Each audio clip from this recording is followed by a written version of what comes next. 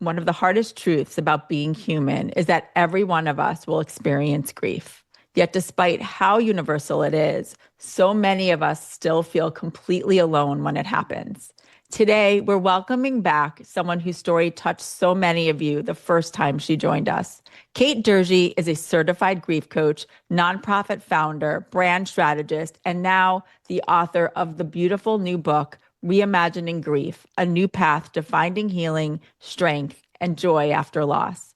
Kate knows unimaginable loss. Within just a few years, she lost both of her parents before she faced the indescribable, the passing of her 16-year-old daughter, Penny. But instead of asking, how do I get over this? Kate began asking a different question. Is there another way to walk through grief? That question became the foundation of her new book, where she challenges many of the beliefs we've all grown up with about grief and offers 5 healing actions that help us stay connected to the people we've lost while finding our way back to joy. Whether you're grieving someone today, supporting someone who is, or simply want to be better prepared for one of life's inevitable experiences, Kate has walked the walk and done deep research. She will be sharing wisdom, hope, and a new perspective and approach to handle what may be the most difficult time in your life. Let's get going. Hi, Kate. Hi, Karen. Hi, Hi, Robin and Robin. Karen. I'm so happy to be with you all. As we were saying right before we started to tape, this is like a full circle moment. It is. It all began with you. The two Oh, of you. well, Oh, we've gotten to know you so much more through this journey, but also from the very beginning. So, for those who are listening now or watching who may not have seen the first episode with you on Seeking Center, and when you were just talking about this book, when this book was just really a thought in your mind, can you just talk a little bit about that journey and the loss of your mom and Penny and just how you began this journey of reimagining your grief? Yeah, and it was a journey. It really was because, I think it goes back again to my father's advice, which we have talked about, I think, in one of our moments on the podcast about how the night before my husband Chad and I got married, my father had pulled us aside and said, "You've lived a charmed life. You have beautiful friends. You have beautiful family. But you will be challenged, and it's up to you how you play those cards you're dealt in life." And I say this now again and again, where Chad and I, in that moment with 300 people there for a beautiful wedding, we just looked at each other and we looked at my dad and we were like, "You're really killing our vibe here." Because we didn't know at the time what that even meant. Although my father was my greatest role model and he was such a force in my life, and he was so filled with faith because not only in studying to be a priest, but he was a Marine and he just lived life in such a big way. So I knew when he said that he really meant it. I didn't know what it meant until we were faced with, the challenges over and over again throughout the course of our marriage and the decisions we had to make because of it and how we were going to play the cards. So this book is the book that I wanted when I lost my father to heart failure, my mother in a car crash 5 days before Christmas, and then, of course, our beautiful Penny at 16 years old. Because there was no book out there that told me I did have a choice and that I could have agency and control during an otherwise uncontrollable time in my life. And so I wanted to take action. And this is the book that describes it all. And it is full circle because I love in the book, I talk about you all and how you open my eyes so much to one of the actions I talk about, which is staying open to the signs. yeah. And, we were saying before we got going today how just reflecting on the fact that when we introduced you to looking at signs and to the possibility of talking to a spiritual medium, Yeah. that was really about your mom at the time. We've known you for quite some time now, Yeah. and you already, even at that point, with the loss of your dad and then the loss of your mom, I remember being so in awe of how you had handled your mom in terms Mm. of losing her suddenly and making a choice at the time for everyone, your children, and the fact that it was right before Christmas and that you were still going to find the joy, even that your mom was your best friend. Yeah. And we were like, have you ever talked to a spiritual medium? I would love for you to just very briefly, for those who haven't listened to the first time we talked to you, touch on the fact that you were living with Penny's diagnosis from the time so Mm-hmm. we didn't even know that that was something that maybe in your mind was anything that you would ever have to deal with further Yeah. than some of these medical procedures. Yeah, because we didn't let it define our lives. And going back again to that advice from my father of how do you play the cards you're dealt in life, our first moment of that recognition and that choice we made was when Penny was 4 months old, rolled off our bed, fractured her tibia bone, and we were living in New York City at the time, downtown, and we raced up to hospital for special surgery. And we were told then, not only is it a fracture, but it's something very rare called congenital pseudarthrosis, the bowing of the long bone, the tibia bone. 1 out of 300,000 kids have this. And we were told this, but because it's so rare, they typically only see it under this umbrella of something called neurofibromatosis or NF. NF affects 1 out of 2,000 individuals. And so we were getting this news, sort of like at a rifle shot approach. And there we were holding Penny, 4 months old, in my arm. And Chad and I just looked at each other and we were like, okay, here we go. How are we going to play these cards that we're being dealt? And it was in that moment that we made the decision. We're not going to let this define Penny's life. She had multiple casts. She had 7 surgeries. She wore a little protective brace her entire life, but we bedazzled it and we accessorized it to match all of her outfits. And she wore big bows in her hair and beautiful clothes. And she lived a big, bright, and beautiful life because she was never defined by this. And she did test positive for NF, but again, we didn't let it define her. So people didn't even know what Penny was going through because she was showing up every day with love and light and kindness and positivity and resilience. And that was a choice that we made, and we followed her lead because, I talk about how every surgery Penny had, she had 7 on her leg to fuse that bone. Every surgery she went into, she would take pictures, selfies, singing into the camera, laughing. And then after the surgery, she'd get home and all of her friends would come in and decorate her room and they'd be on to the next activity. So it really wasn't until at age 14 when, just for your listeners, neurofibromatosis is the growth of tumors anywhere along your nerve pathways. So you can have them topically, you can have them along your optic nerves that lead you to go blind, or you can have them along your hearing that sometimes lead you to go deaf. You can also have cognitive issues. You can have bone abnormalities, cafe au lait spots. No one condition looks the same.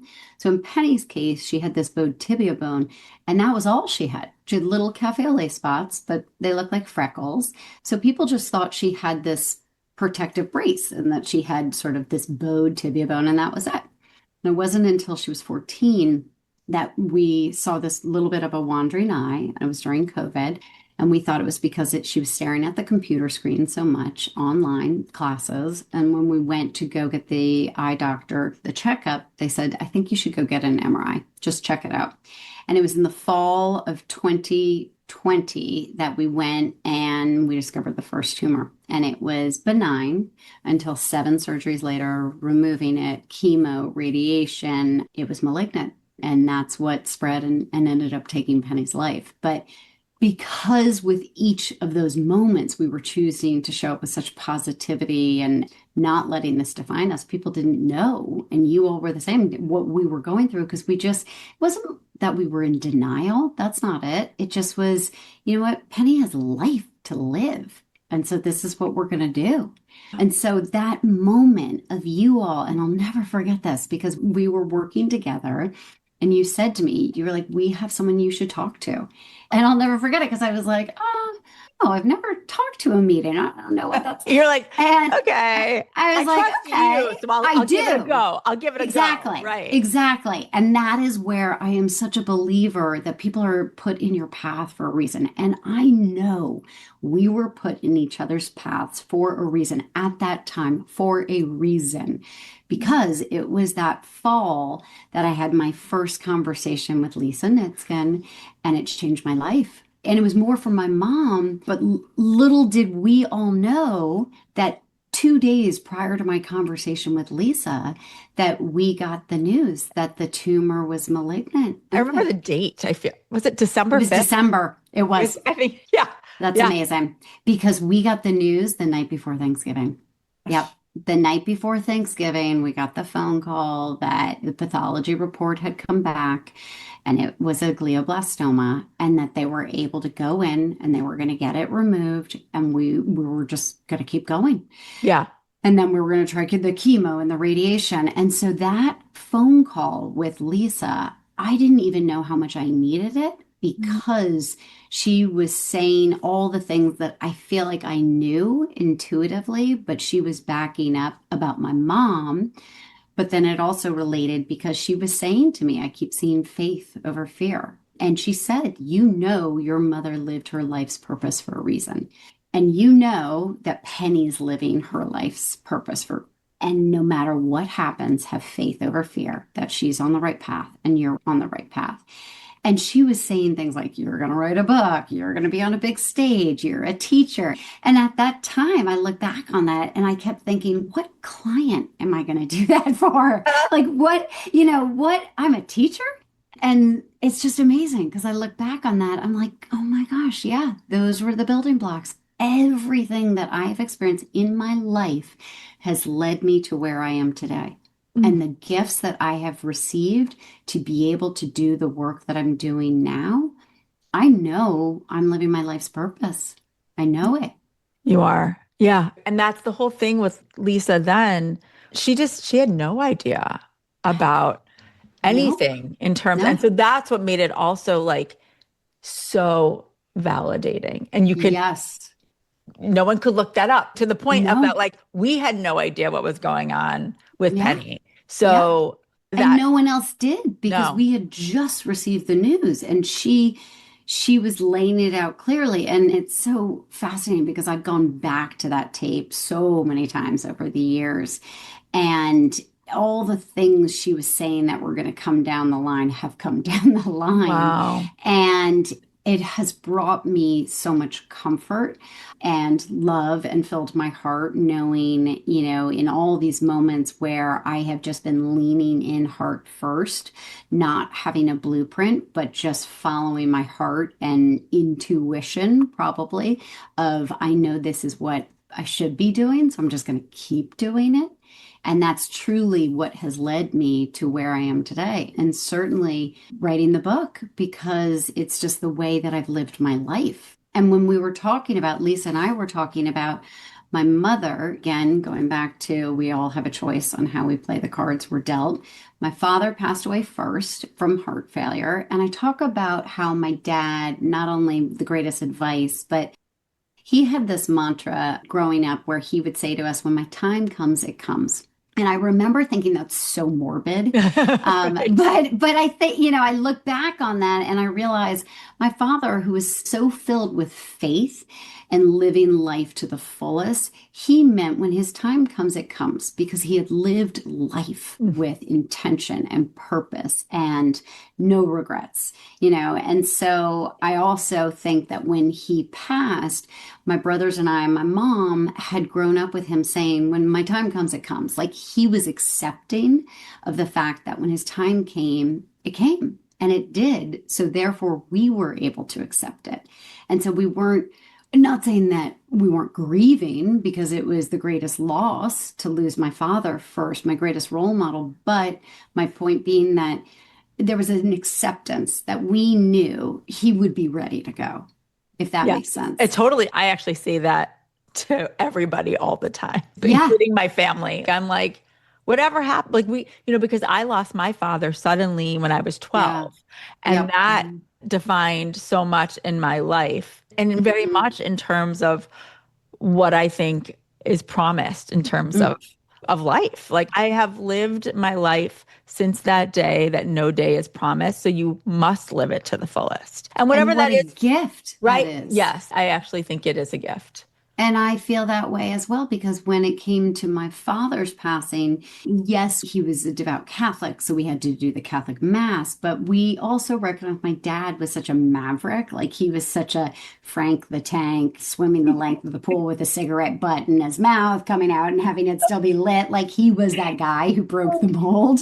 So therefore, we couldn't cookie cutter him. We couldn't go through the motions that everyone does when they lose someone because my dad just wasn't that person. And so, yes, we had the traditional Catholic Mass, but then we had a chili cook-off with a bluegrass band and we told funny Irish inappropriate jokes because that's what my dad would do. And so that was sort of the dress rehearsal for them. My mom and the car crash and 5 days before Christmas and the fact that I talked to her that morning and then she was gone that night and I was the one who got the phone call. And it was different with my mom because we never thought that she would be sick or age. She should have lived till she was 100. That's what everyone always said.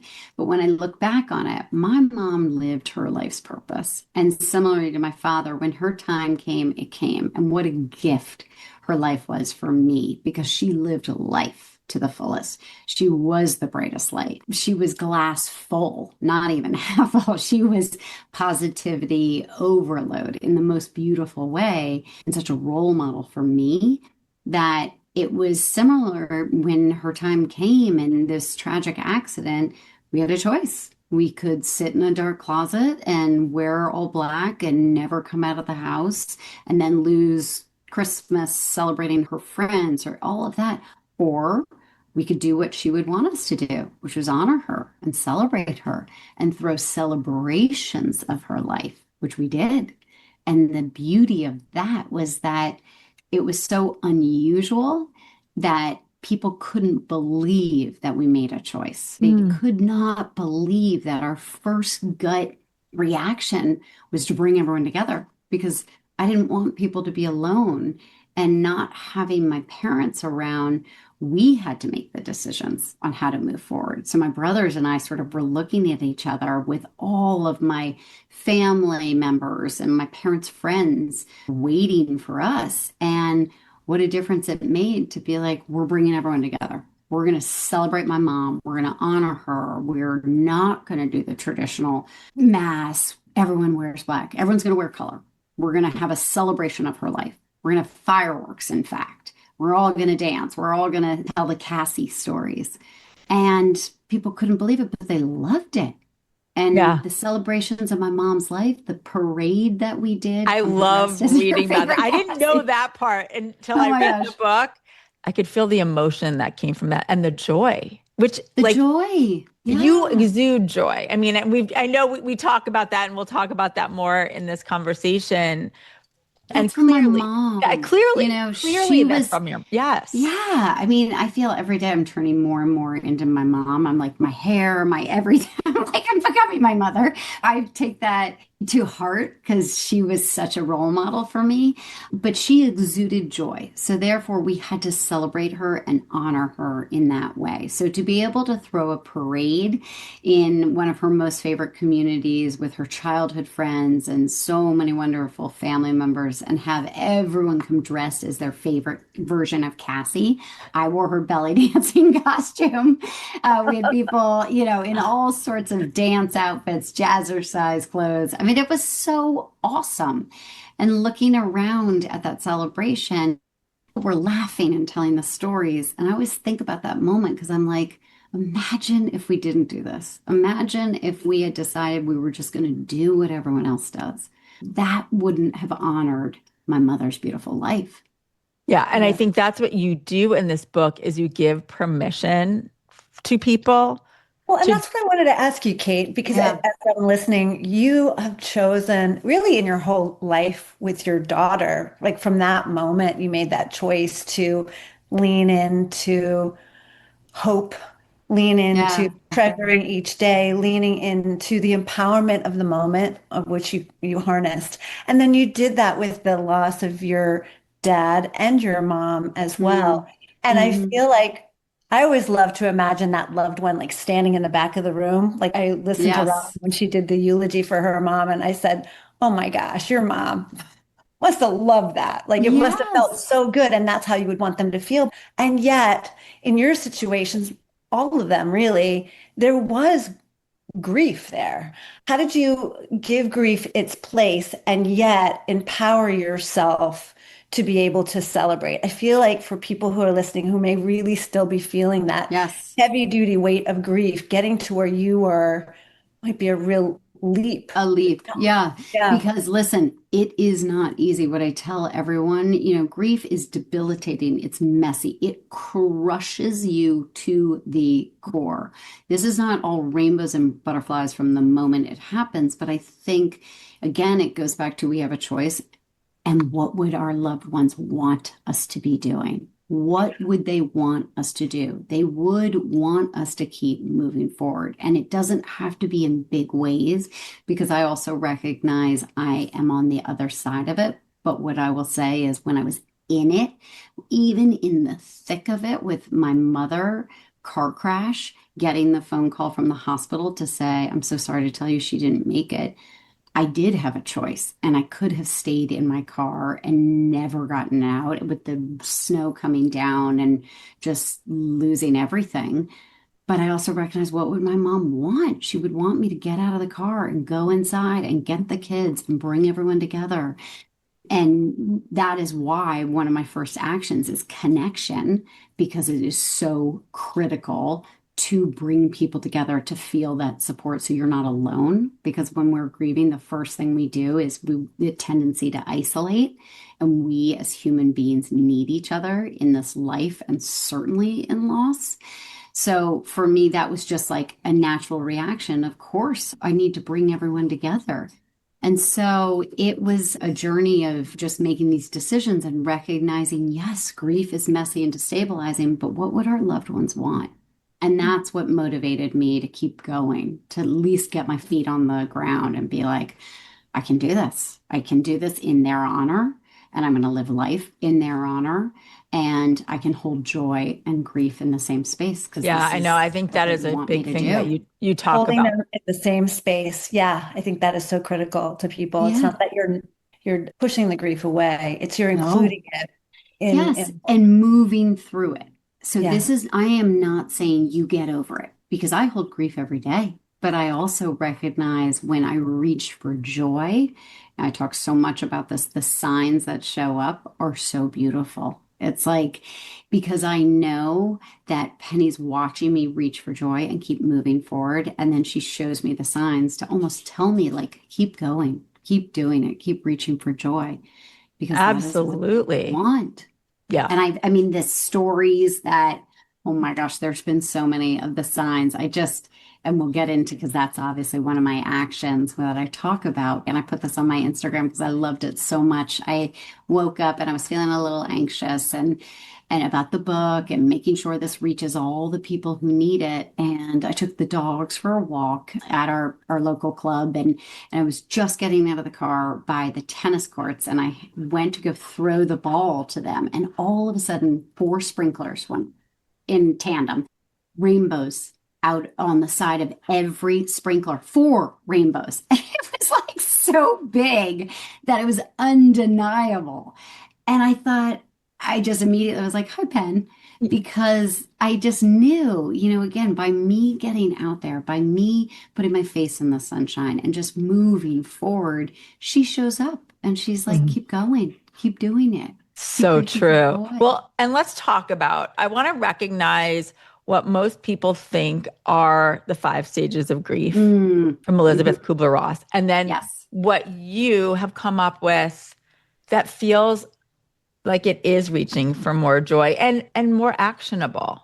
That's exactly it. Again, when I experienced the loss of my father, my mother, and certainly Penny, people kept sending me these books that were so depressing. And Five Stages, which was written in the 1968, was one of them. And I was like, I don't want to be told that I have to sit in this and that I'm going to feel angry and in denial and bargaining. Bargaining for what? To bring them back, depressed. And then finally, after all these stages are washing over me, then I'm going to accept that I've lost my loved ones. And of course you feel that way, but I didn't want to be told I had to feel that way and that I had to sit in it and wait for these stages, because grief is not linear. It doesn't work like that. You know, you have good days, you have bad days, you have good days, you have bad days. You're always carrying it. But I felt like I want to have control. Again, I want to take agency. I want to feel like I can move through this and take action, because you all know me, I don't sit down a Yes, lot. we do. We do. But I just was like, wait a second, I don't want anyone telling me what to do.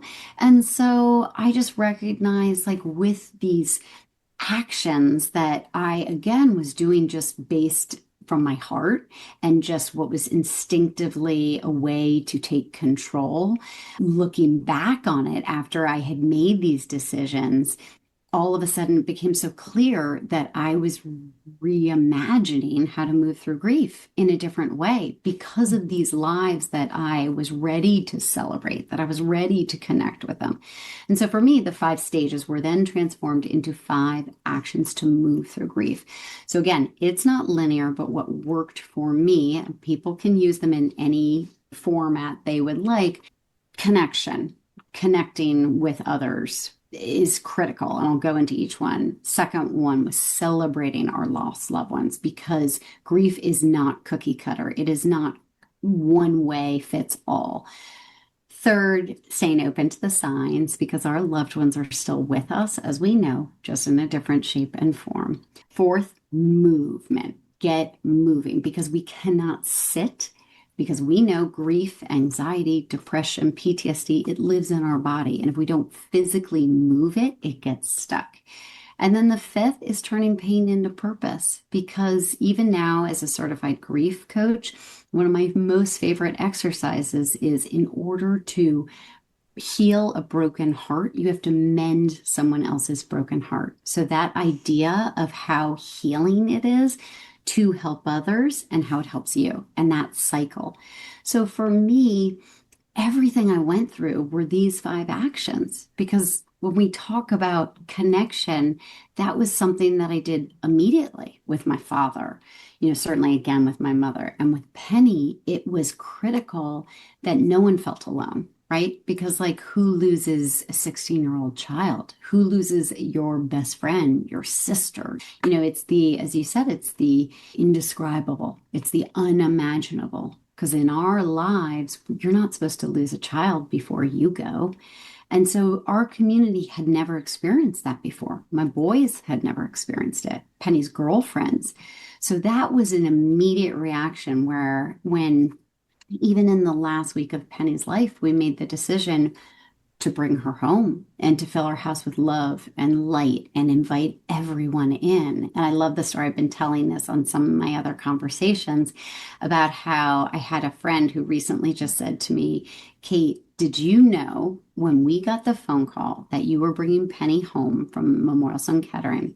None of us even knew what Penny had been going through, because, again, we just weren't letting it define her. So there was so much shock that this was the end, that she went on Amazon and she bought hundreds of battery lit candles, because in her mind, she said that when you came home, we were going to surround the house with love, and we were going to create this vigil of light so that when you were inside, you would feel the light.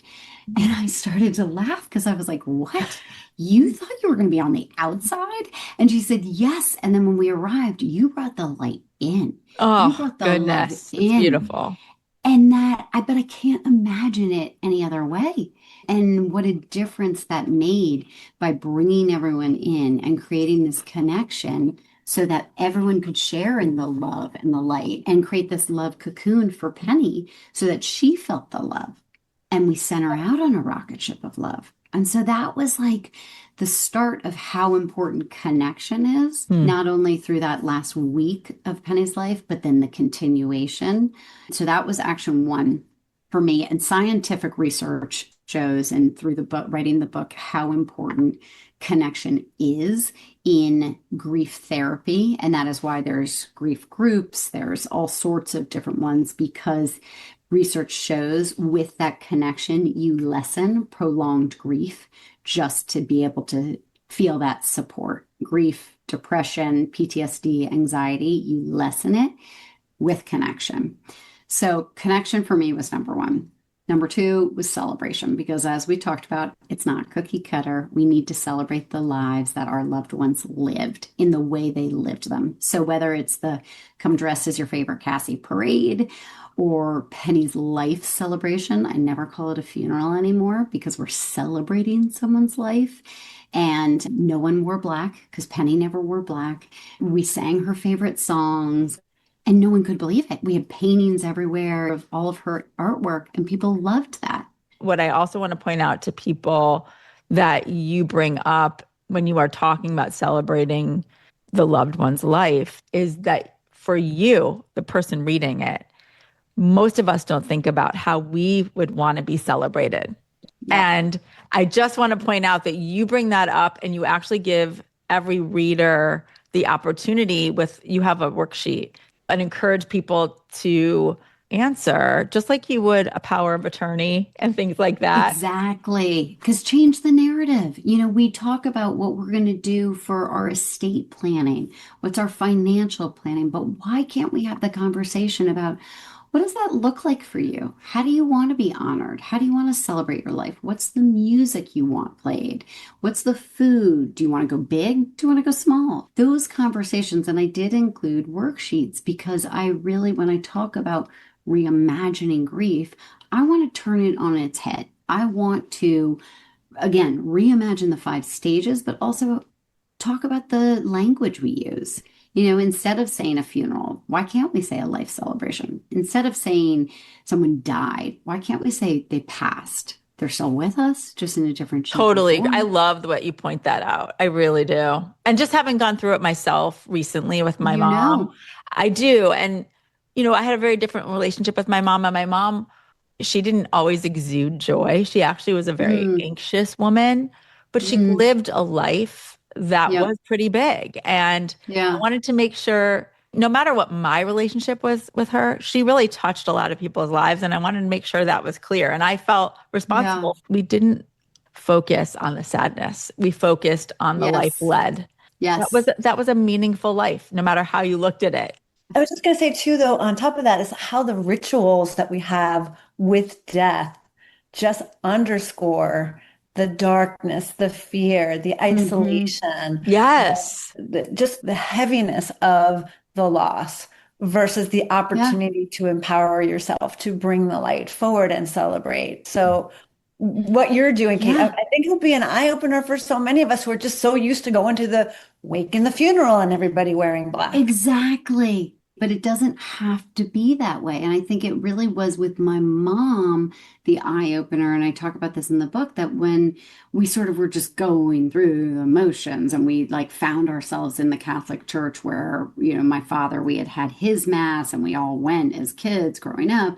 And I just looked at my brothers and I'm like, this is so wrong. This doesn't feel right. This is not how we're going to celebrate, Mom. This is just not who she was. And it was courage, I guess, and bravery to be like, nope, we're going to do this different, because she was such a bright light. And that's where I go back to the gift she gave us is that she lived life in such a big way that it was undeniable that this is what we had to do for her. And we had to celebrate her in this way because she was, she broke the mold like my dad broke the mold. And even with my dad, we started planting the seeds of doing things differently where, he was such a maverick that we didn't have a polished headstone for my dad. We excavated a huge rock from his favorite beach. And we have it etched in the rock, Frank Kernan, our rock, and his birthday and his passing day, because that's who he was. And so then with my mom, it was the same way. It was like her headstone should be beautiful and it should be pink and glowing. And all of a sudden it was like, wait, we can customize this. So we're honoring them for who they were. Yeah. And not cookie cutter. Exactly. And so for me, celebration is such a beautiful way of celebrating their life. And there's so many different ways to do it. The music, the flowers, the colors, just what did they love? What lit them up? and celebrate that. And so 2 is celebrating our lost loved ones. 3 is staying open to the signs because, again, you all opened my eyes. And I truly mean that because I don't think I was open to the signs before my conversation with you all and before Lisa. I felt an energy with my dad and certainly with my mom, but I don't think I identified it as signs. I mean, I will never forget that feeling of connection with my dad after he passed. And I was driving down the road, and I talk about it in the book, how it was a quiet winter day and I was driving, and my dad always used to, as a Marine, he'd squeeze my hand and be like, who could say mercy first, or who would say it? And so I was driving down the road and I had my hands on the steering wheel and I just felt this like squeeze, and I knew it was my dad. And I was like, hi, Dad. And so I felt him. And similarly with my mom, after a car accident, I raced down to the community where the accident had happened, where she was living during the winter. And I was sleeping in her bed the night after the accident. And I woke up because I heard her voice in my ear saying, hi, girlie. And I literally sat up and I was like, "Ugh." And I looked up at the skylight, which was above her bed. And there in the sky was the brightest star, just like shining right down on me. And so I think without even knowing it, I was like, okay, there's a connection here. And I feel my dad, I feel my mom, I hear her. But it wasn't until Penny that all of a sudden my eyes were open to the signs, and they came just rushing in. Because again, I think Penny is a teacher and she shows her signs in such a big way so that I can anecdotally share the stories. They're so undeniable that people are like, oh, yeah, that's a sign. Do you remember when I was sitting with Lisa? Lisa hadn't known Penny passed. I had gone over to Lisa's house, and I forget how it came up even, but I think I was saying something like, do you remember you met my friend Kate? You had given her a reading, and that had been maybe a year or 2 prior. Yes. And I said, just so you know, her daughter Penny passed away. And she literally looks at me. She goes, wait here. And she had bought, when you were talking about big ways, do you still have it? This huge, giant penny. She had bought it. Yes. And she didn't know why. She didn't know why she bought it. She was on like some place in Wisconsin, and she was like some store, and something compelled her to buy this penny, and she kept it there. And then when I told her, she goes, it's for Kate. Can we send this to Kate? It just goes. Penny is small but mighty. Mighty. Yes. I mean, there's so many, even for me, that Penny showed up. I know, but she's a teacher. And this is where I just recently learned this, because this all comes full circle, that after my conversation with Lisa and opening my eyes to the signs and the butterflies outside of Penny's window the last week of her life. And, she always wore butterflies, the necklace she wore. No coincidences, right? The butterflies were showing up the afternoon that Penny passed. Her favorite song, Walking on Sunshine, she used to belt it out and sing it as a little girl. And her life mantra, right? She literally walked on sunshine. No coincidence. Penny passes. We go and take the boys and the dogs for a long walk. We get back into the car. Walking on Sunshine's playing on the radio. And so for us, it was undeniable that you can't make that up. You can't make up the reflection of the cross in the driveway that's pointing to the window where Penny had passed, that friends of ours took this picture as Chad and I are in the room with Penny. And on the timestamp of that photo, it's the moment Penny passed. And when you look at the picture there in the driveway, is this reflection pointing to the window. So I recognize now, after being gifted the book Signs by Laura Lynn Jackson, which was the only book that brought me comfort, right? When I was saying all these other books were so depressing, that book Signs, sharing the stories of all of the signs people have seen that were undeniable, allowed me to share that book with my boys, with Penny's girlfriends, with our family. And all of a sudden, people were opening their eyes in the comfort that was bringing. Because then people were sharing the stories and DMing me, and you're sending me pennies, and people are texting me, and how fun that was. Oh my goodness! It's a way to keep Penny alive. Well, I know we're going to talk about one of your other actions is turning pain into purpose, which you have done in a huge way with Penny especially in your life. Yeah. And you have this foundation, which we'll talk about. And one of the honors of my life is being able to also be a part of raising money for the foundation. And the morning that I was going to one of the events that I was participating in, I was doing a Peloton workout. I will never forget this. Oh, yeah. I still have it on my phone. It comes up every once in a while. It reminds me.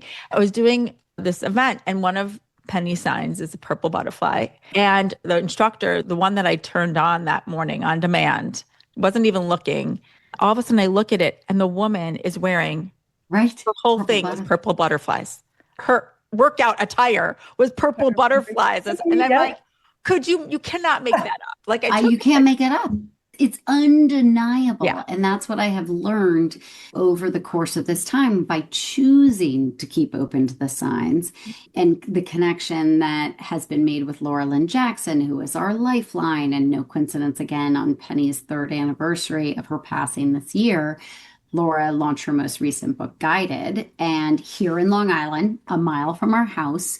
So we made the choice to bring all of our friends and family to go hear her speak. No coincidence. Again, we go to write our questions on note cards for the moderator, and we pass them to the moderator. And right as she's about to read them, there's like a card explosion on the stage. She drops them all over the stage. And as she's picking them up, she's like, oh my gosh, well, I had them in order of topic. And now clearly your loved ones are going to put them in the order in which they're meant to be read. Whose card's on top? Ours. So when I met Laura in the book line, and I was such a stalker, I was like, I just have to tell you, I am such a girl fan of yours. You've been such a lifeline. You read our card first. No coincidence we're here on Penny's anniversary. You're talking about the butterfly effect. I just have to tell you, like, I just know Penny's here. And she was like, Kate, not only is she's here, but I know she's put me on your path to be able to help in this journey of yours and make sure this book reaches all the people who need it. And she has. And it's like we created just this bond because of Penny. And she's been on this journey with me, and she's supported the book in an endorsement, and she's been in conversation with me, and she's beautiful, beautiful. And the lives she has saved through her books is such a gift.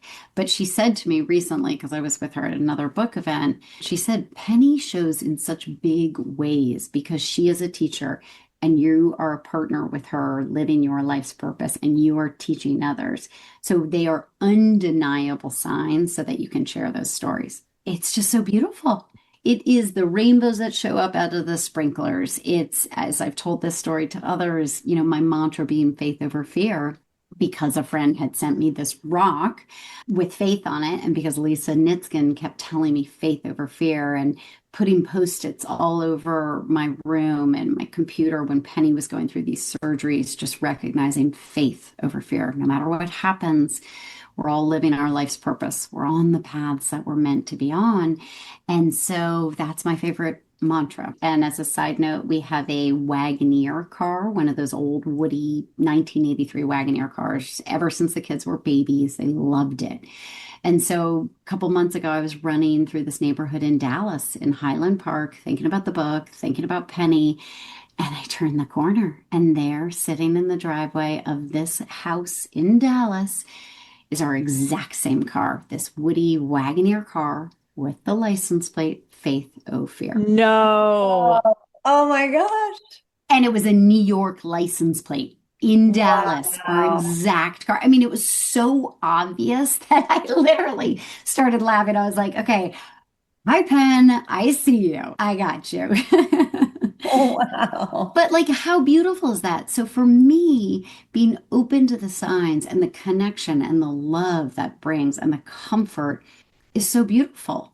And those signs that show that they are still there. And I think Yeah. in our grief, in that funeral and those last moments, we think that is the end Yes, of but their it life is not. and of our relationship with them. And it's so far from the truth. And it makes life so fun. Because again, Yeah. to be able to share the stories and they just get bigger and more beautiful and the connections deeper. And then for them, when you really need them, I am having the hardest day. Just show me you're with me. And they do. And They then you're sure like, do. okay, I'm not alone. So for me, keeping open to the signs was such a beautiful way to take action. So that was 3. And then 4 is get moving. Because again, when we talk about how grief lives in the body, anxiety, stress, grief, it really truly does. And the scientific research again backs it, that grief lives in the gray matter of our brain and we get stuck in neutral. And if we don't physically move our body, we will not push that gear shift into drive. And so we need to move. And it doesn't have to be big movement. It's literally like put your 2 feet on the ground, just 1 foot in front of the other. Get your face out to the sunshine. If you are stuck in a wheelchair, have someone push you out. Do breath work. Just shift that energy through your body so you're not sitting in it. So I did this just leading heart first, where I knew that I couldn't sit in it because I just felt it so tightly. It was almost like I was having a heart attack. It just felt so tight that I went to my exercise class just because I needed to move my body. And I cried through the entire time, but I was like, I just got to move. So movement is critical. And it can be, again, simplicity of like go for a walk with a friend on the beach, walk around your neighborhood, get your face to the sunshine, go to a body of water, just move. So that has made a big difference. And then the 5th action is turning pain into purpose. Because as I said, it's, in order to heal a broken heart, help mend someone else's broken heart. And for us, we didn't know what we were doing, but it was such a healing way to be able to take all of this pain. And we woke up after the day, Penny's life celebration. We had 1,200 people show up. And Chad and I looked at each other and we're like, we got to do something. We got to harness all of this love and support we have. And we got to find a cure for NF. Because if we don't do it, who's going to do it? And what a beautiful way to keep Penny's legacy alive and be able to help others. And again, we didn't know what we were doing, but we brought all of our family and friends in, and we had this conversation of like, I think we're going to launch a foundation. We're going to find a cure for NF. And so we all came together and did it. And, I tell the story about how we didn't know what we were going to name it. Was it going to be Penny's Purpose? Because she lived this big, beautiful life. And it was Henry, our oldest, who said, no, it's Penny's Flight, because she lived such a beautiful life in her 16 years, but her wings keep spreading. So that her flight continues. So then it was just like, spread your wings, shine your light. And all of a sudden our pillars of the foundation, finding beauty in imperfection, because Penny bedazzled every cast, having positivity in the face of challenge, because she lived every day that way, and having faith over fear. Those became our 3 tenets. And we 1 foot in front of the other, kept leaning in heart first to take our pain to be able to help others. And what a difference, as I said at the start of the call, imagine that choice of I could have stayed in bed with the covers over my head and not gotten out of bed. But look at what we've been able to do, raising over $6.4 million to fund. It's unbelievable in like less than 3 years. Yeah, and it's been incredible to bring people together to do it. Because as you said, Robin, just the inclusivity and the spirit of we're all in it together. Because not once do we ever say we are doing it. It's we, the plural of we all, whether it's the fashion brands, Veronica Beard, Roller Rabbit with their collaboration, it's the over 120 Penny Slate chapters now that have launched across grade schools and high schools and colleges and all these kids who are doing something bigger than themselves. And I think that's the idea here of turning pain into purpose. It doesn't have to be launching a foundation or as big as we have chosen to go. It can truly be writing an op-ed piece in, your local paper about mental health if someone you knew took their life, but sharing your story of pain to be able to help others, sharing something on social media that really means something to you because it's going to help someone else. Get out of your own grief and your own mind and help someone else, because the therapy and the healing that brings you is everything. You are truly putting a new face to grief. That's my hope, because look at the difference it's made for us. And that's what I say every time when people say, I can't imagine losing a child. I just stop and I said, well, imagine if you did. Yeah. Imagine if you did, because we have a choice. You could stay at home with the doors closed and the shades down. And what good does that do you? You then lose your other kids, your husband, your community, your friend, all of that. Imagine if you make a choice to bring connection, bring everyone together, have them be a part of this support, celebrate your lost loved one, keep them alive with talking Right. about them, sharing the stories, look for the signs, keep moving. Imagine that. I That's what know. we as humans and as our culture, we need to do. Like Yeah. just take a pause and just imagine it a different way versus being told we have to do this.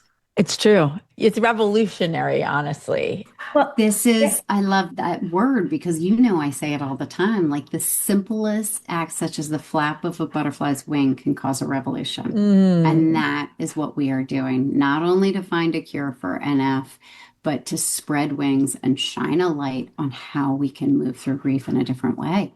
It is a yeah, revolution. it is a revolution. I love ending that. That is the best possible thought. And we're doing it together. And that, how beautiful is that? It's It's all so of true. us. And that is the butterfly effect. Is Yes. that is the simplest act is we are having this discussion and one of your listeners is going to say, you know what? I want to do this a different way. Instead of doing it the same old way, I want to have a celebration. And then someone at that celebration is going to be like, this is so beautiful. Why don't we do it this way? And so that's the wings. And that's also how we change the narrative. I always say this, but for those of us who've lost someone recently, especially recently, a lot of times people don't know what to say, so they don't say anything at all. Or they'll just say, I'm so sorry. I'm so sorry, Robin, for your loss. And you're like, thank you. But what you really want to hear is, oh my gosh, I remember the time your mother did this, or tell me about your mom. I want to hear, like, what did she do for others that you think really made an impact? Tell me, because that's what we want. That creates connection. That's That right. creates That's right. celebrate. Yeah, it reminds you of the You're joy right. that that person brought to your life Yes. and the impact that they Yeah. had. Yeah, Right. and in my case, like I was telling both of you, no, I had a complicated relationship with my mom. Yeah. However, there's so much goodness and lessons learned. Even if I don't Mm-hmm. always have the most joyous memories, Mm-hmm. I'm able to reflect on who I am because of my, Yep. I would not be me without my, and that is the 100%. power of that. And just having that conversation is big. Yeah. And it is. And I think that's also this revolution of just changing that narrative and that recognition, Robin. You're right. Not every relationship is easy. And I'm not saying it is, but I do believe there are lessons that we learn from the Yeah, lives that we absolutely. all have lived and for the ones who've impacted our own lives. And so, how do we use those lessons? What do we do with those? And how do we help others? Right? Absolutely. I mean, and there's just no doubt that you are the person to carry this forward for us. Really. Thank you. Thank Penny. Thank your I mom. Yeah. know. I Thank your know. dad. But And that, really, your whole lineage here. And then you are the one to be the light right now. You're shining the Yeah. light as bright as they all were in this lifetime and who they are now. Like it Yeah. shines so bright. It reaches all over the world. I know, and I feel it. This is Oh, the only times I get emotional is like the gratitude that I have to be living this life and to be taking the lessons they have imparted on me and still have them as my partners to do this yes. work together. It is not me, myself, and I. It is, my mom's by my side, my dad, Penny, certainly, and we're doing it together. You really are. We well, thank feel you. it. Thank you Yes. Well, for I'm doing so it. grateful. And again, it's life coming full circle because I It is. thank you all. And thank you, Penny, and my mom and my Yes. dad for bringing you into my life because you are a part of my path. And I'm just so grateful. We feel the same way, and we're honored to continue to be on the journey together as we really learn, heal, feel joy, all the things continuing on together. Yeah. And we can So do it. thank you. And we are doing So it. Thank you. we encourage everybody to get their copy of Reimagining Grief wherever you get your books, and Yes. to also check out pennysflight.org Thank you. Yes. for all the Yes. important work that you're doing. Well, I'm so grateful. And, pennysflight.org and katedoerge.com, we are all one and the same in doing this work and causing a revolution. Yes. Finding a cure for NF and reimagining grief. Yes. Reach out to Kate. Visit katedoerge.com, which I know is, you can also get to pennysflight.org. You're teaching people. You are speaking and working with companies, and Yep. you're making Yep. appearances all over so that you can spread Continue this this work. word. Yes, Yeah. spreading wings and Yes. shining a light in the biggest way possible. And like Penny, I might be small but mighty. I was going to say that. So I'm glad you did, because I was thinking the same thing. It's so true. It's so true. Wings spread wide, and I'm grateful for your help in shining a light on everything we're doing. So thank you. Thank you.